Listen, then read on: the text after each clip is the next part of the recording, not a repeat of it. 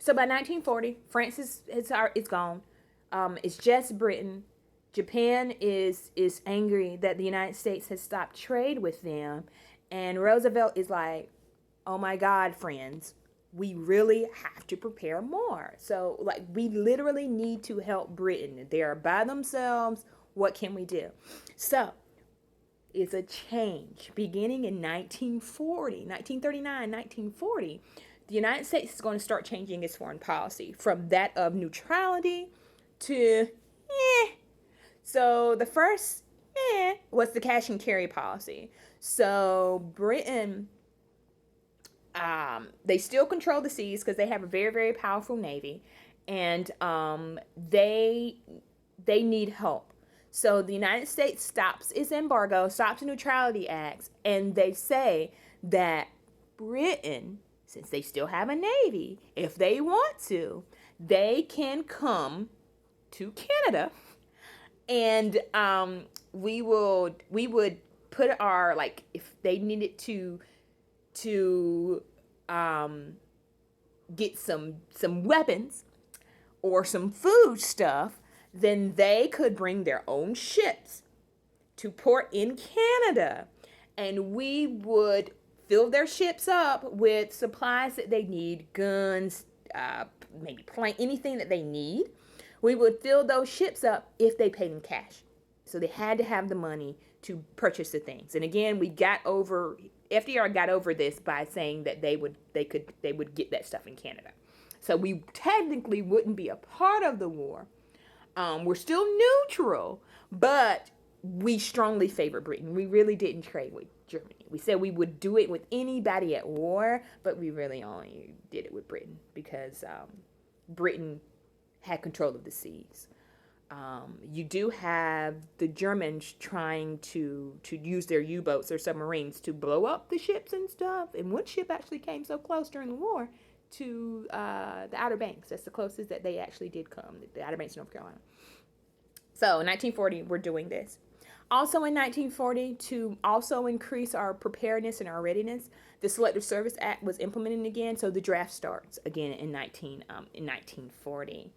We also will start a undeclared submarine warfare with Britain in 1940. They are going to start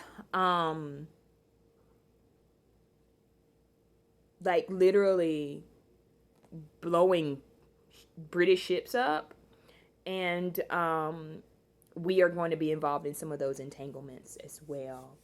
Also in 1940, we do have an election.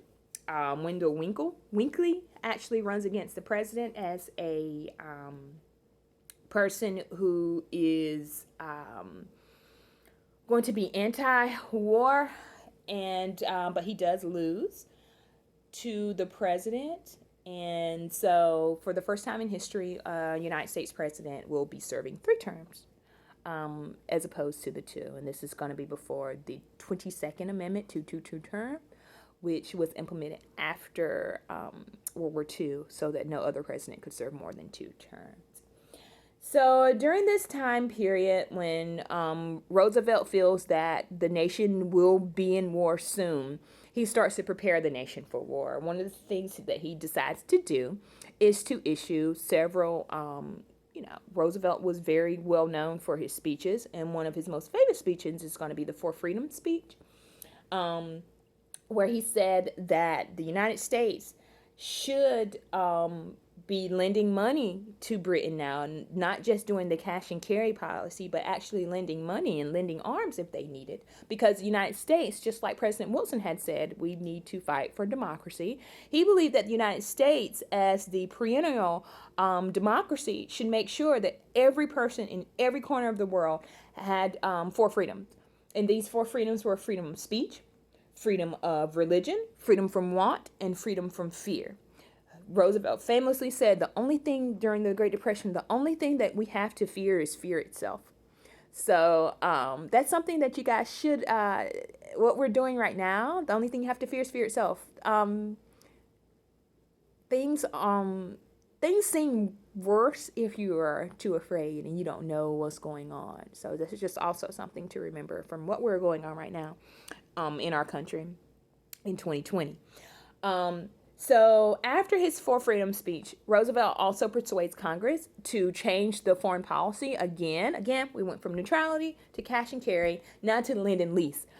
Britain was running out of money. And so they still needed these weapons and this stuff to wage war against Germany. So we start the lend lease policy that literally says that the United States, and this starts in 1941, it says that the United States would lend or lease.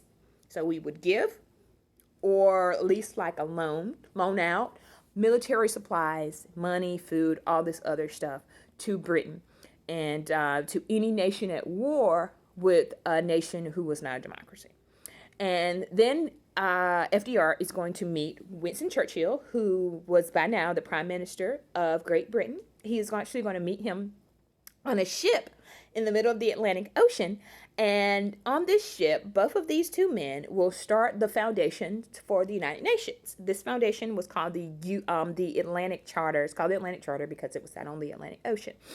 But it literally said that the powers of the world, the people of the world, the governments of the world should make sure that everyone in the world would have peace, and that the only way to assure this peace was that there should be a world organization that would make sure that there was self-determination for countries in the world. And that's one of the reasons that the United States and other countries will for the most part, get rid of their colonies after World War II, because they believe that people should have self-determination.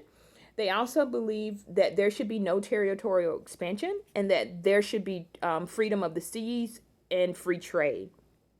And eventually, again, these tenets will become known as the United Nations after the war.